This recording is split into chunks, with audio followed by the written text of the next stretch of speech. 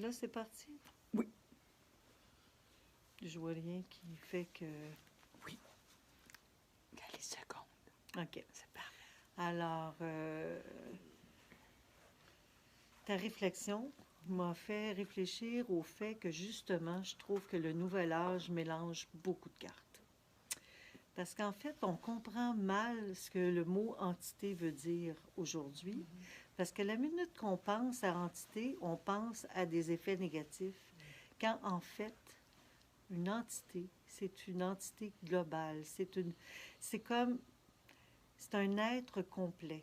Puis il y a des entités négatives, oui, mais c'est très rare que lors d'une conversation de cet ordre-là, on va parler d'entités négatives.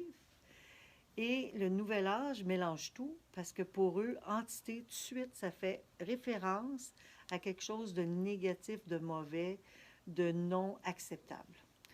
Et pourtant, lorsqu'on travaille en spiritualité, nous, on se nourrit d'une essence particulière. Par exemple, on se nourrit en respirant tout en mangeant. Et lorsqu'on prie, lorsqu'on médite, lorsqu'on contemple, lorsqu'on écoute de la belle musique, nos pensées sont alimentées par cette manifestation et notre pensée nous nourrit. Nos aspirations nourrissent les anges. Et lorsqu'on parle d'entités qui viennent, qui circulent à travers le monde pour apporter des bien-être à des gens dans le besoin, naturellement, on parle de légion d'anges. Mais on ne dira pas des anges nécessairement tout le temps, parce que ça peut être autant des grands maîtres qui viennent se nourrir de nos intentions, de nos dévotions, de notre amour inconditionnel, que des anges.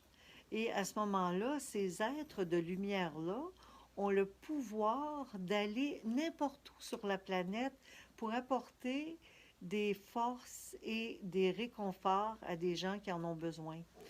Puis je ne sais pas si vous avez déjà vu ou entendu parler du film les ailes, les anges du désir, je crois que ça s'appelait. Mais moi, c'est pas celui qui a été fait par les Américains. Je le trouve bien ordinaire, celui-là. Celui qui a été créé en tout premier lieu, c'était un film qui venait d'Allemagne, je crois. Et c'est vraiment en noir et blanc qu'il est. Et lorsque les anges travaillent avec les humains, tout est en noir et blanc. Et lorsqu'on rentre dans le monde des anges, tout est coloré.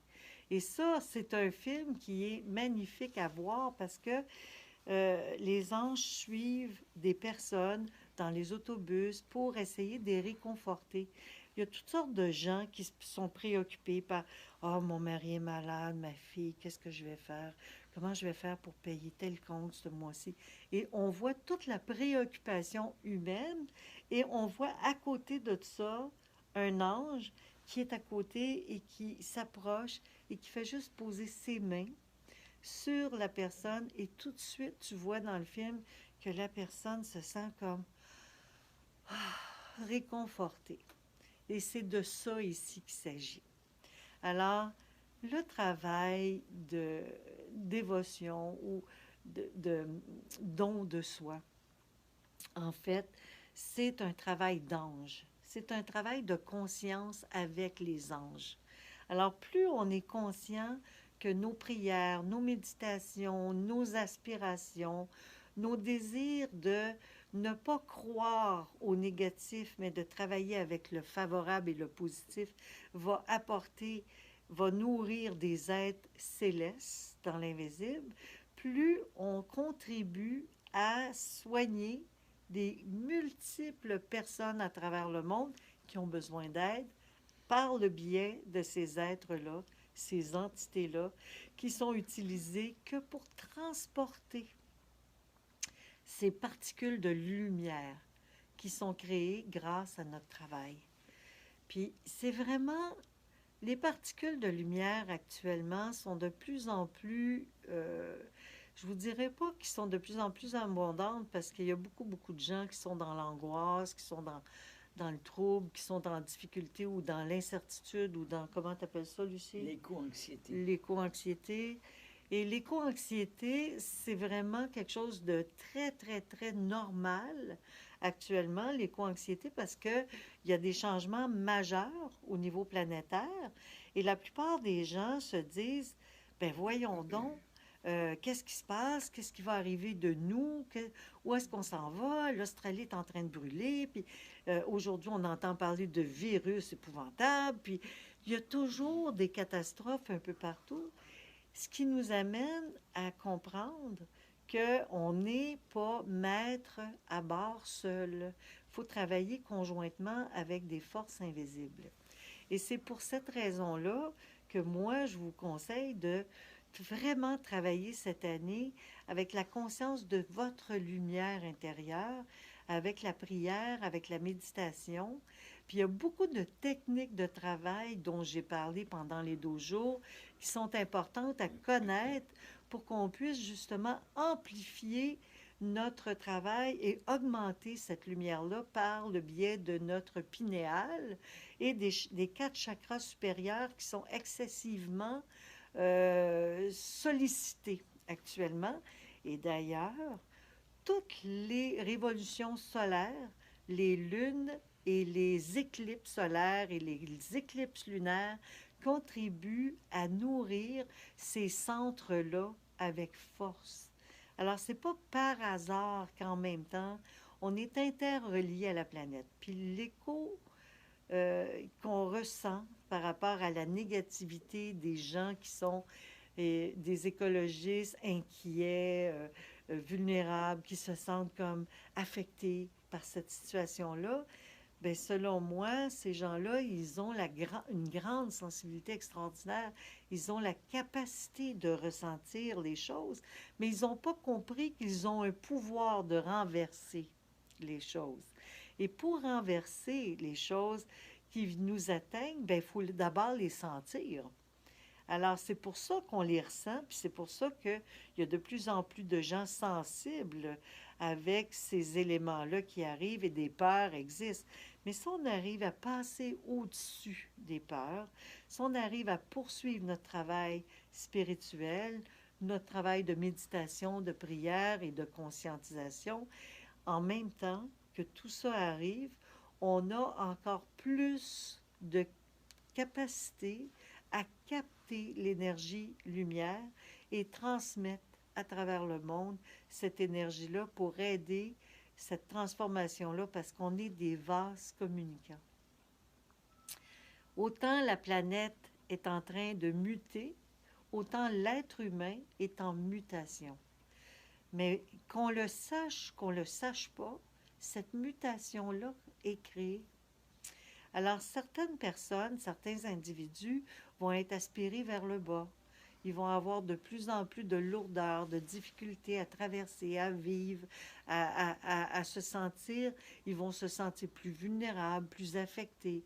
Et d'autres, au contraire, s'ils comprennent que cette mutation qui est en train de se passer, qui se passe à travers notre globe et dans le plan cosmique en entier, s'ils comprennent que c'est une mutation nécessaire à notre mutation humaine parce qu'on est une infrastructure interreliée à la nature.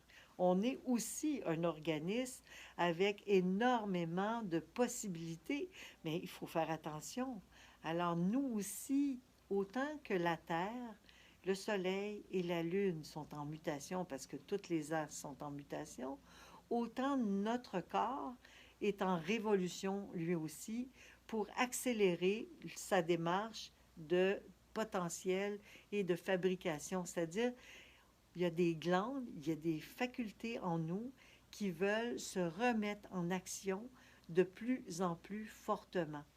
Et plus on fait un travail connexe à la nature, plus ces zones-là de notre corps se développent. Et c'est pour cette raison que parfois on peut ressentir vraiment comme des paniques ou des... Mais ces inconforts-là viennent vraiment des peurs qui nous ont été transmis. Et à partir du moment où on fait un travail spirituel, la foi doit nous amener à nous élever au-dessus des peurs. Et si, admettons, moi, là, j'ai plus que paralysé dans ma vie, je suis morte bien des fois. Vous le savez, je vous en ai déjà parlé. Si pendant mes morts, j'aurais paniqué, je ne serais pas aujourd'hui avec vous en train de vous parler. Je serais peut-être ailleurs en train de vous chuchoter à l'oreille, de poursuivre votre travail, mais dans un autre plan, puis je serais une entité à ce moment-là. Je serais une entité avec force et lumière qui travaille avec vous, ça j'en suis sûre. Mais je ne serais pas une entité négative. Alors, c'est pour cette raison qu'il faut toujours être très, très, comment dire, conscient que c'est toujours par le biais de notre foi et sans avoir d'inquiétude ou de peur. Si on n'a pas de raison, il n'y a pas de raison, pour quelle raison, Nicole, tu te sentirais, toi, affecté par une entité négative? De quelle façon tu pourrais attirer? Moi, c'est ça que j'ai du mal à comprendre. Tu sais. Pour moi, c'est impossible. Si tu crois ça, c'est pareil comme si tu mérites ça. Puis pour moi, tu es loin de mériter ça. Tu n'es pas une personne négative. Alors, c'est dans ce sens-là que la foi doit être une conscience excessivement importante actuellement, de comprendre que même ce que nous avons cru que nous étions, même ce que nous avons, nos amis, nos parents, nos familles nous ont émis que nous étions. Parce que combien d'entre nous avons reçu comme information quand on était petite, ben, t'es une pas grand-chose, puis tu vas rester une pas grand-chose, tu sais.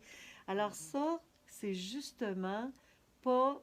C'est cette formule négative-là qui vient dans ton subconscient alimenter une situation qui ne t'habite plus, mais elle t'habite dans le psyché.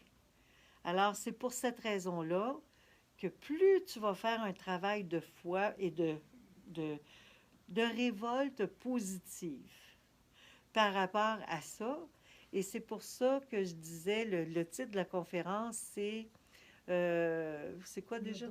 Le don de soi. Mais le don de soi, ça va loin, le don de soi. Le don de soi, c'est de dire en nous-mêmes, même si mes parents m'ont appris que j'étais pas grand-chose, je sais ce que je vaux et je vais faire comme si rien n'était. Je vais faire un don de moi-même dans une cause favorable sans me préoccuper de ce babillage qui n'a pas de raison d'être. Et je vais passer au-dessus de ça. Et tant et aussi longtemps que ce babillage-là n'est pas conscient chez nous, à un point tel, moi, pendant des années, j'entendais mon père dire, tu sais même pas balayer, comment tu vas faire, tu sais pas faire la vaisselle, tu sais... Je l'ai occulté. Je vous en parle pas par hasard. Je vous en parle parce que on a tous vécu, soit par nos parents, nos proches, des amis d'école, des excès de pouvoir négatifs sur nous.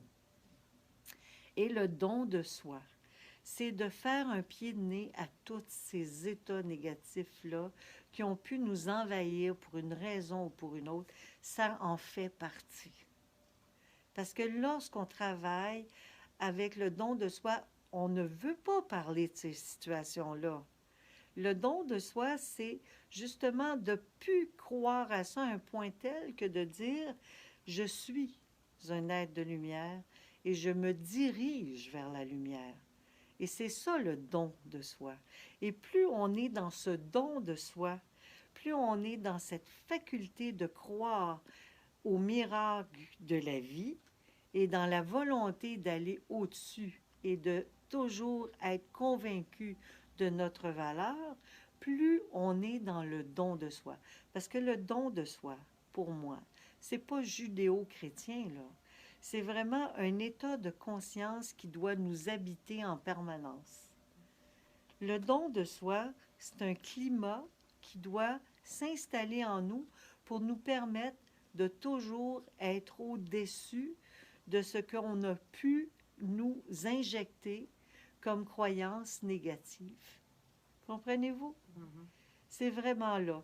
Et c'est à partir de cette étape-là que vous allez pouvoir vraiment commencer à nourrir réellement, consciemment, parce que vous les nourrissez déjà, les anges, par vos pensées, par vos sentiments, par vos états d'âme, et vous allez vous nourrir de lumière comme ils le font, en même temps que vous allez vous alimenter de bonnes choses pour votre santé, en même temps que vous allez vous alimenter de bon air, en allant prendre vos marches, en prenant soin de votre terre, vous allez justement entrer dans un climat supérieur de conscience et automatiquement, vous allez pouvoir suivre les étapes d'évolution qui s'imposent à nous actuellement.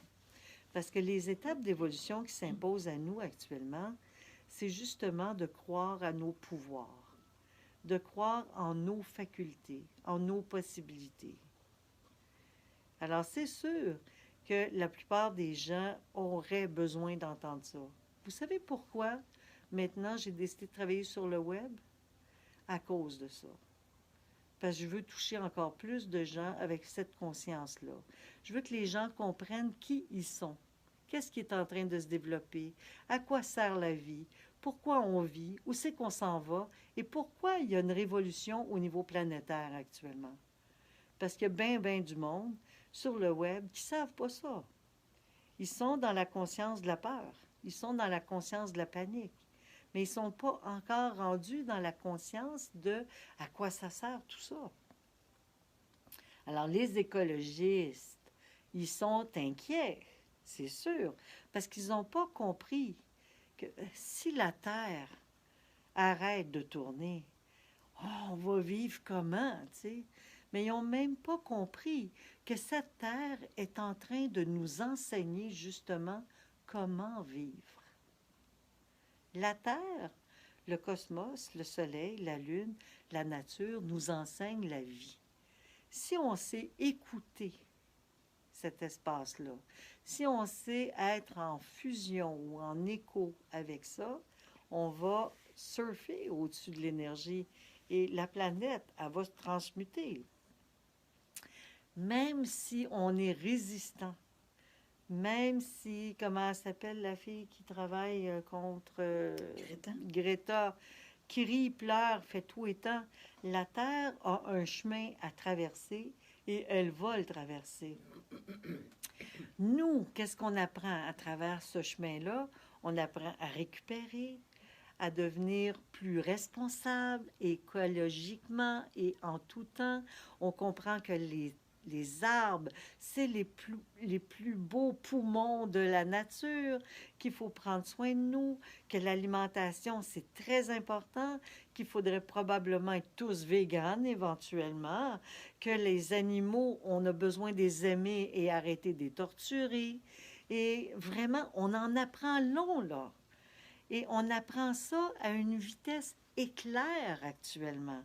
Pourquoi qu'on apprend ça à une vitesse éclair? Parce qu'on est dans une période où tout va aller très vite. Et plus on va avancer vers les changements climatiques, plus ça va aller vite. Mais allez pas vous imaginer qu'on ne passera pas à travers. Nous allons tous passer à travers durant notre expérimentation de ces forces-là. Nous allons canaliser nos pouvoirs personnels en même temps que la Terre est en train de nous les enseigner. Et automatiquement, on va arriver à un état de conscience tellement plus subtil. Mais la vie va se poursuivre, la vie va continuer. Après qu'il va y avoir eu tous les événements nécessaires pour nous, qu'est-ce qu'on va faire avec le plastique, qu'est-ce qu'on va faire avec... Il y a tellement de choses, mais il y a tellement de gens actuellement qui sont en train de développer et aiguiser leurs facultés médiumniques.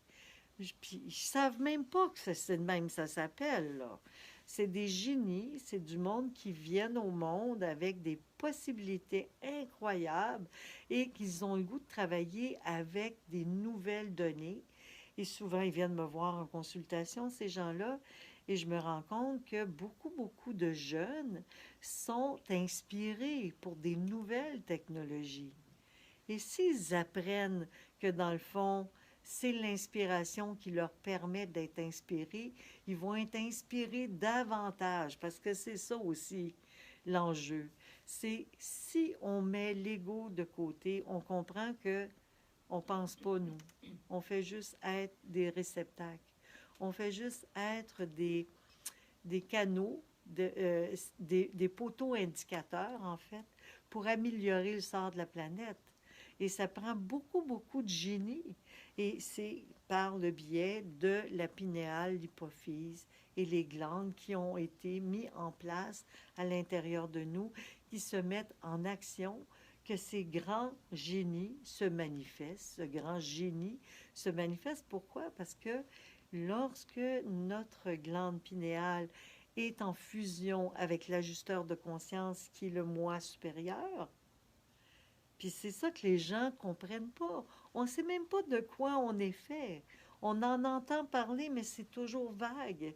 Mais dites-vous une chose, une partie de vous-même est ici et l'autre partie vit ailleurs, dans un plan très supérieur. Et cette autre partie qui vit ailleurs, on l'appelle l'ajusteur de conscience parce que lui, cette autre partie de soi, est en contact avec la raison pour laquelle on vit. Et lui, plus on travaille à augmenter notre lumière par la prière, la méditation, la contemplation, la musicothérapie, le lever de soleil, les exercices de yoga, le reiki et tout ça, plus on entre dans une amplification. Hein? Et plus on entre dans cette amplification de notre corps physique, plus on se sent réconforté, en possession d'une stabilité, un état de paix et d'harmonie vient s'installer en nous, mais c'est pas par hasard. C'est un état satori qu'on appelle, un éveil. Pourquoi? Parce que le corps de lumière, à ce moment-là, qui est le moi supérieur, qui est en contact avec le moi supérieur, se manifeste et s'infiltre en nous comme un vase communicant. Alors, c'est la même chose. Le soleil devient de plus en plus puissant. La Terre reçoit de plus en plus de son énergie. Et plus elle reçoit l'énergie solaire, d'ailleurs, l'énergie solaire, vous savez que c'est condensé par le bois. Et c'est ce qui fait qu'un arbre brûle quand on l'allume. Parce qu'il y a tellement de condensation solaire dans le bois que lorsqu'on l'allume, il brûle. Alors, c'est pas par hasard qu'on voit des feux, des incendies, des inondations, des tremblements de terre, et ça n'arrêtera pas. Parce qu'il y a une expansion, une explosion qui nous amène tous à devoir être responsables et prendre conscience de l'importance de nos richesses. Parce que ces richesses, ils ne vont pas disparaître si on sait les remettre en place.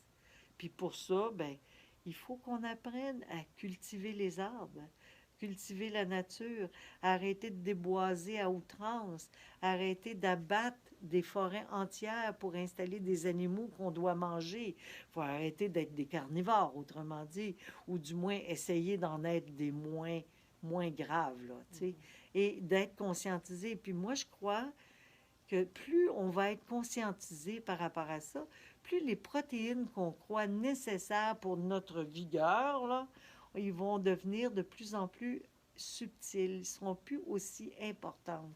Et c'est ça que la plupart des gens à qui je parle de changer leur alimentation pour cesser de manger toujours des grosses protéines lourdes, surtout nos frères, les animaux. Ils me disent, ben, je vais faire quoi, moi, si j'ai pas de protéines? Mais si vous mangez la lumière, ces protéines-là ne seront plus nécessaires. Parce que vous allez voir qu'à chaque fois que vous allez manger ces protéines-là, ce qui va vous arriver, vous allez vous endormir. Vous allez de plus en plus vous alourdir, vous sentir de plus en plus fatigué, épuisé. parce que votre corps va avoir du mal à s'en dégager. Ça alourdit le corps. Mais il faut faire le chemin par soi-même. On ne peut pas, moi j'ai beau dire ça, je ne peux pas faire le chemin à votre place. Je ne pourrai jamais faire le chemin à votre place.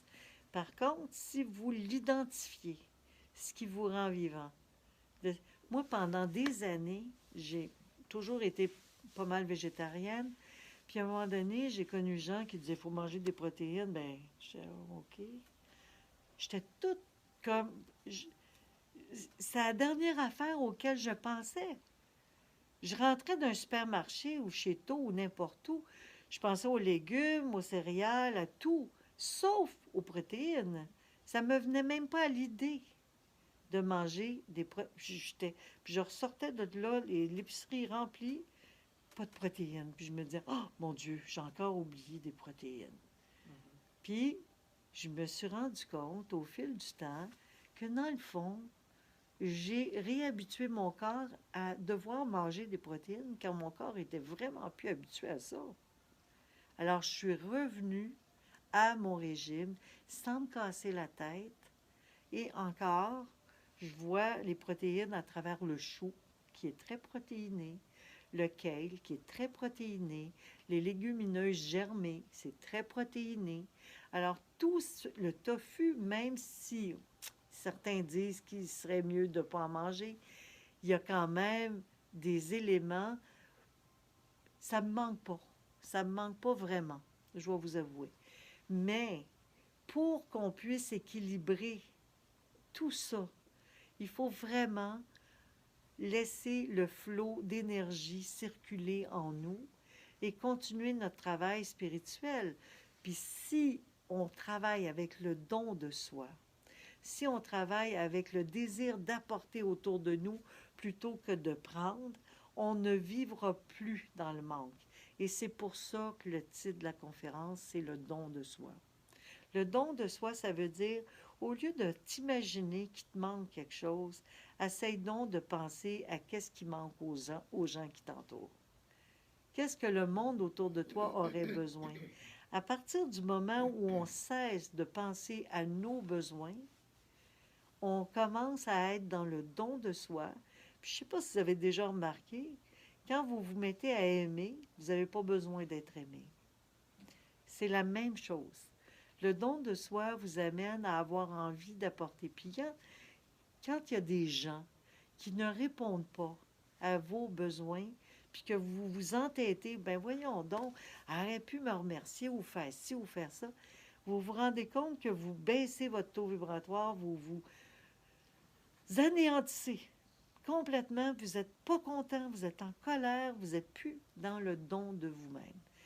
Alors que si vous réalisez ce que vous êtes, tout simplement ce que la personne autour de vous a besoin, si vous cessez d'être branché sur votre personne, à vous dire de quoi j'ai besoin, j'aurais besoin peut-être de protéines, j'ai besoin de ci, j'ai besoin. Vous allez voir que vous allez aller go with the flow et directement les choses que vous allez avoir besoin d'avoir vont venir vers vous. Vous n'aurez pas besoin de courir après. Et c'est là les vases communicants. C'est qu'à un moment donné, nos peurs et nos inquiétudes nous font aller chercher beaucoup trop largement de peur de manquer. Parce que c'est toujours la peur qui nous mène. On a toujours peur de manquer de quelque chose. Tout le temps, tout le temps, tout le temps. Alors moi, avant qu'on me dise qu'il faut manger des protéines dans la vie, j'avais jamais pensé à avoir peur de manquer de protéines. Jamais. Je m'étais jamais cassé la tête avec ça. J'étais végétarienne, puis je le suis, puis j'ai jamais eu de problème avec les manques. À partir du jour où on a commencé à me dire, bien, il doit te manquer de protéines, ça n'a pas de bon sens, il faut que tu manges. Là, j'ai commencé à m'inquiéter, à avoir des peurs. Une chance, ça n'a pas duré trop longtemps, parce que c'est pas un cadeau, vivre dans l'inquiétude.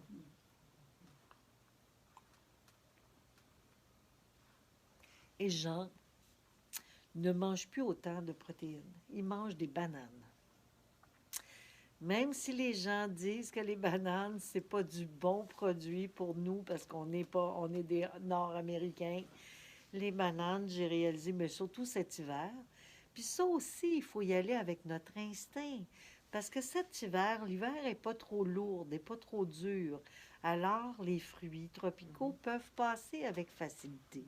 On peut même faire des cures prolongées sans problème cet hiver, parce que la température le permet. Puis même s'il fait -10, aller prendre nos marches au soleil, c'est merveilleux.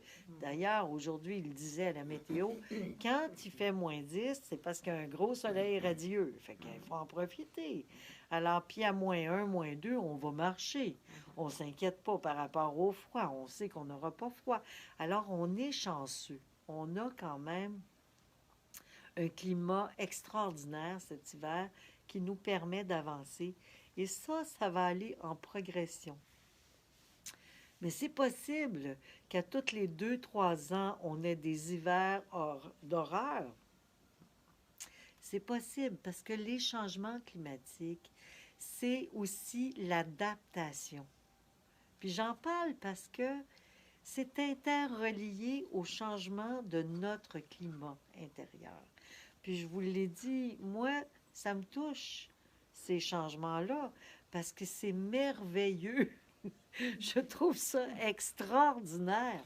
Et il est à peu près temps que ça arrive, parce que plus on sera touché par des changements d'ordre physique extérieur, plus notre corps se multipliera dans ses pouvoirs et possibilités. C'est pareil, c'est interrelié. On est des vases communicants. Et moi, quand j'ai vu que les événements s'amplifiaient, c'est sûr que je pense aux animaux d'Australie, je pense à tout ça. Mais en même temps, je me dis, là où ça brasse fort, c'est que la conscience a besoin d'être réveillée. Puis c'est pas par hasard, parce que la nature ne frappe pas n'importe où. Si on a complètement... en fait, on a créé des endroits arides partout sur la planète. Et aujourd'hui, on paye pour, parce que ces endroits qui sont devenus des endroits où on a enlevé toute nature, ben, fait que le feu peut prendre avec plus de force. C'est normal. Ça devient sec automatiquement. Alors, c'est vraiment important de créer de plus en plus d'oasis à travers la planète. Et c'est ce que les gouvernements n'auront pas le choix de faire. Alors, pour moi, les changements, les multinationales, tous les grands de ce monde qui s'imaginent avoir la recette parfaite pour devenir des milliardaires, ben, ils auront beau avoir des millions, ils auront probablement plus de sol pour investir s'ils ne changent pas. Alors, c'est ce qui fait que tous ces bons personnages-là qui sont un peu partout dans nos gouvernements sont en train d'avoir une réflexion et de plus en plus de journalistes extraordinaires se mêlent à la situation pour apporter un vent nouveau, une énergie nouvelle. Et cette énergie nous amène à devenir conscients et trouver des solutions pour augmenter la vie sur notre planète plutôt que de l'enrayer. Parce qu'en fait, on est responsable. Comme les inondations ici, là, on est responsable. On est responsable. Ils ne devraient pas avoir de maison. Ils ne devraient pas avoir de maison. Alors, c'est ça. Exactement. On a empiété partout. Mais on ne le savait pas. On était inconscients.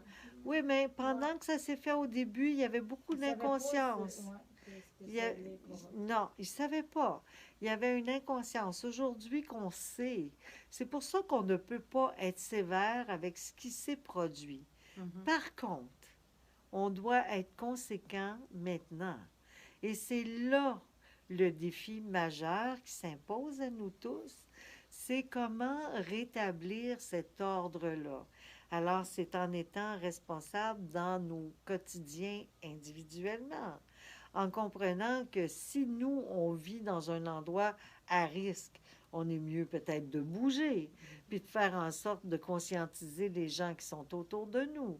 Puis s'ils veulent rien entendre, ben au moins faites ce que vous avez à faire pour justement changer et trouver des solutions. Là, on parle à Montréal de ne plus, comment dire, récupérer. Mais aujourd'hui, on est en train de parler justement de plutôt aider cette façon, changer notre façon en consignant les produits. Puis ça, je trouve ça génial. Alors, on trouve des solutions. On n'a pas le choix d'en trouver.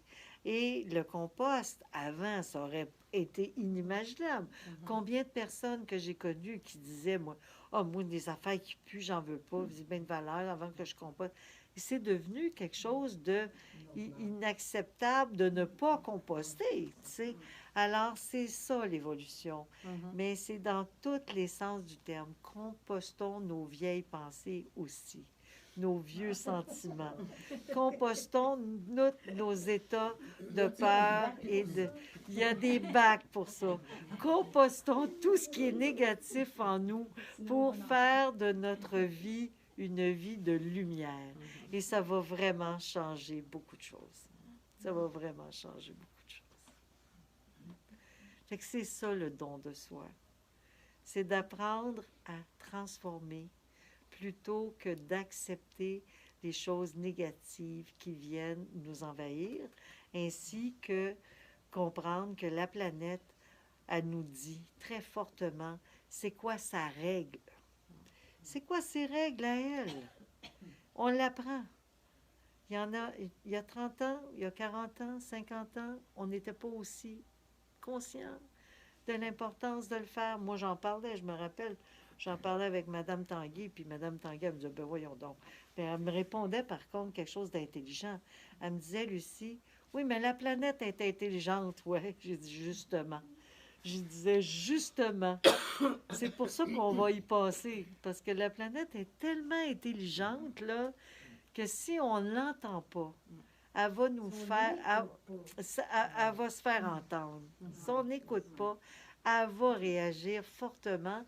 Et plus ça va aller, plus il va y avoir de raz-de-marée, de tsunamis, de feux de forêt, de tout ce que c'est que vous voudrez. Et en plus qu'on a des gouvernements qui sont excessivement, comment dire,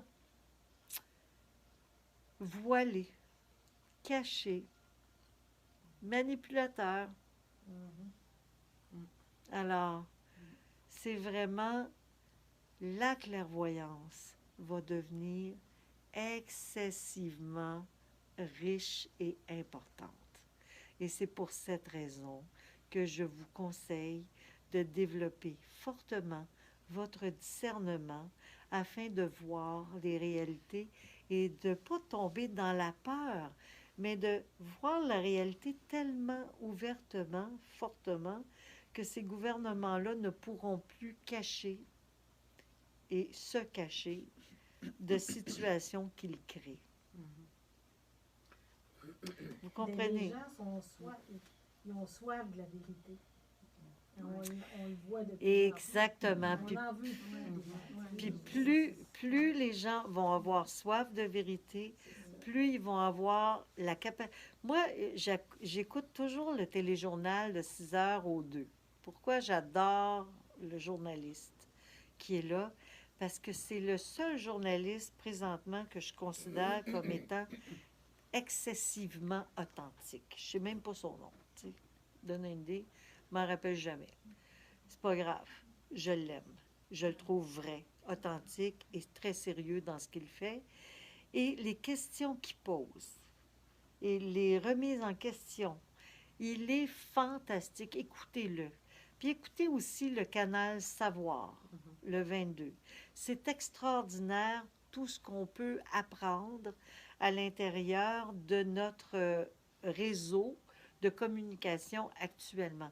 C'est sûr qu'il y a des réalités poubelles, parce que présentement, il y a aussi Facebook qui est une réalité parfois poubelle, dans le sens que certains individus se disant médiums ou, comment dire, infiltrés par une grande connaissance d'une entité venue d'ailleurs, vont vous dire des affaires qui n'ont absolument aucun mot à dit bon sens, puis il ne faut pas y croire, tu sais.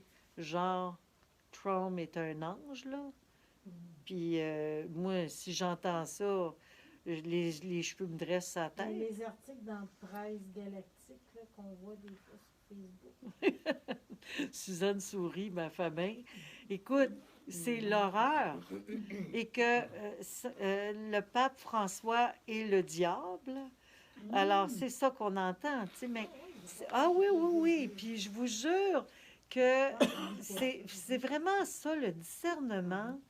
Et plus vous allez travailler spirituellement, en méditant, en vraiment...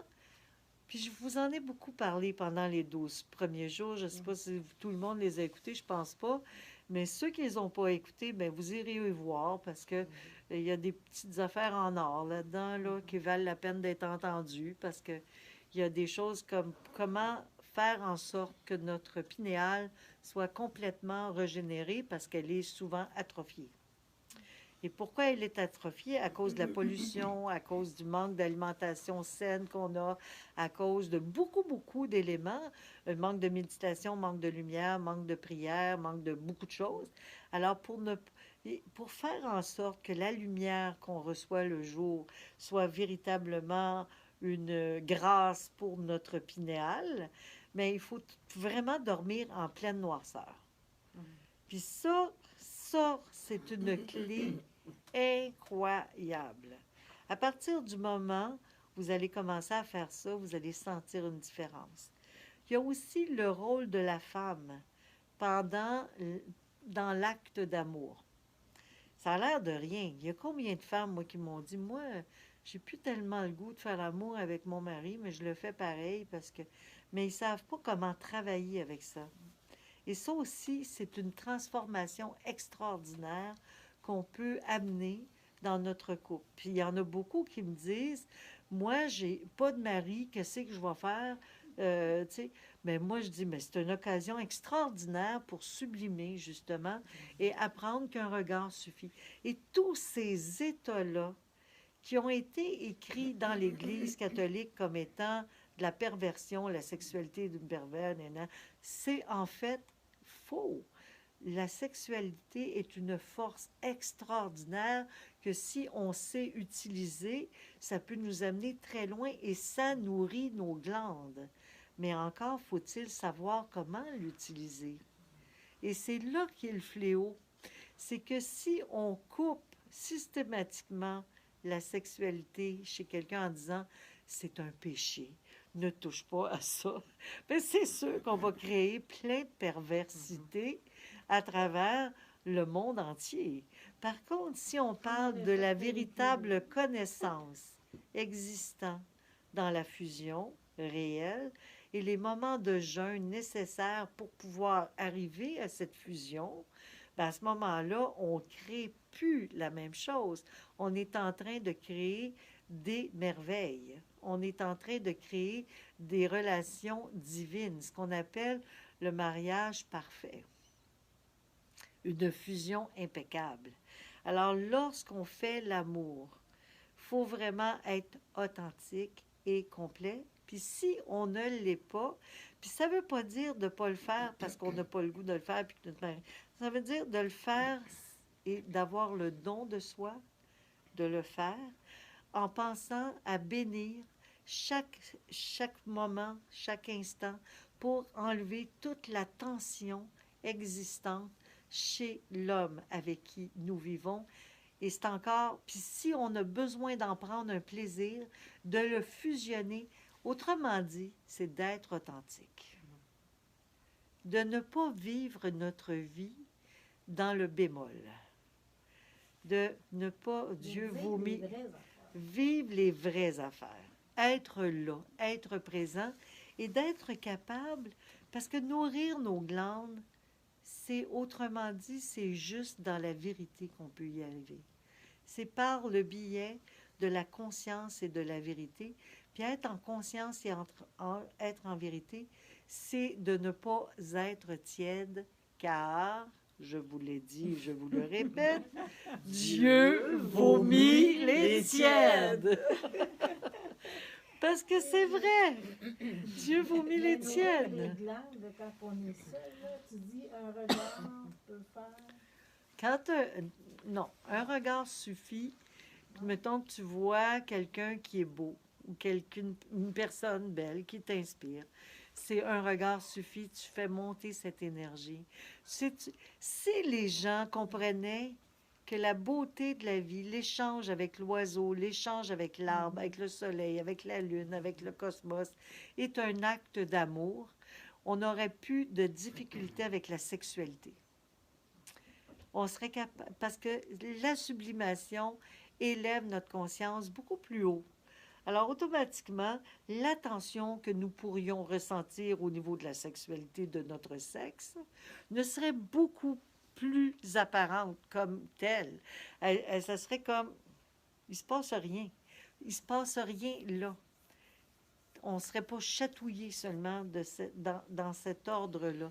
Parce que plus on travaille avec les chakras supérieurs actuellement, plus on est aspiré vers le haut.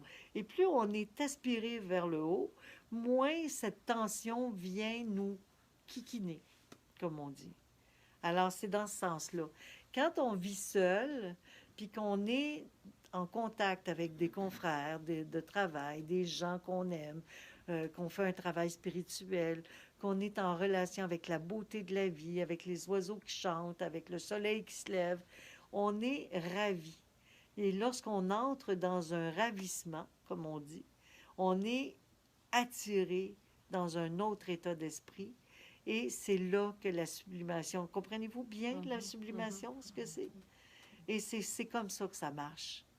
Puis c'est clair que lorsqu'on vit avec un homme qui comprend ça, ça aide. Mais ça arrive des fois que notre homme ne peut pas comprendre cette réalité-là.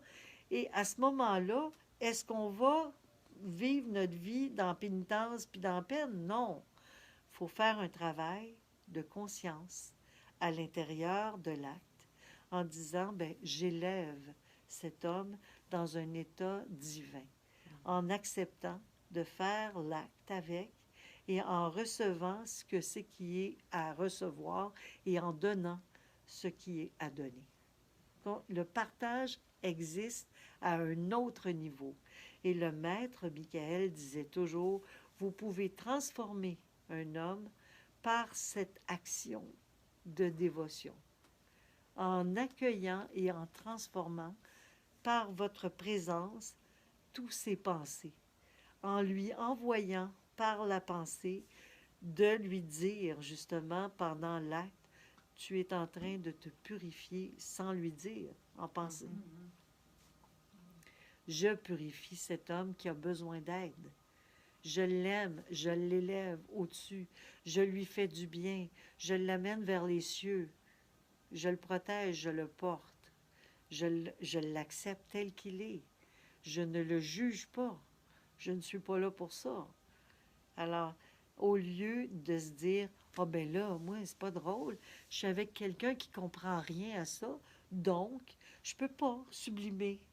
Mais non, c'est encore plus fort, votre sublimation, parce qu'elle vous oblige à être au-dessus de vos besoins, quand vous en êtes capable. Et sinon, il ne faut pas en faire un drame. C'est pas grave.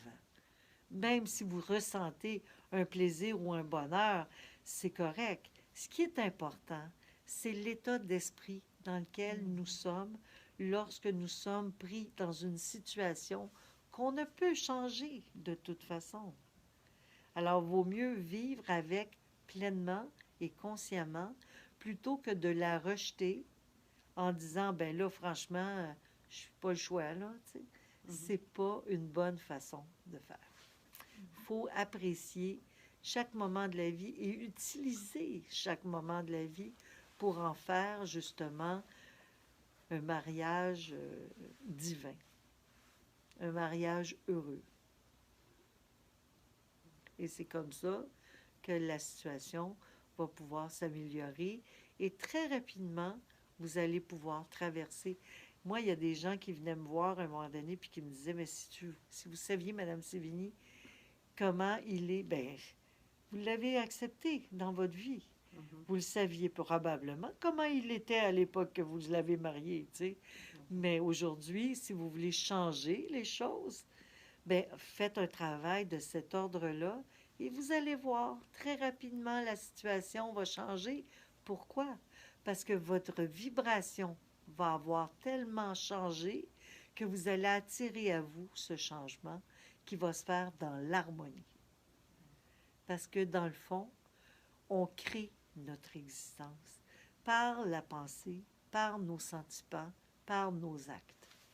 Et c'est pour ça que le don de soi, c'est vraiment d'apprendre à être toujours dans la compréhension de ce qui est en train de se passer pour être dans l'acceptation et le don de soi. C'est clair? C'était ça la conférence de ce soir.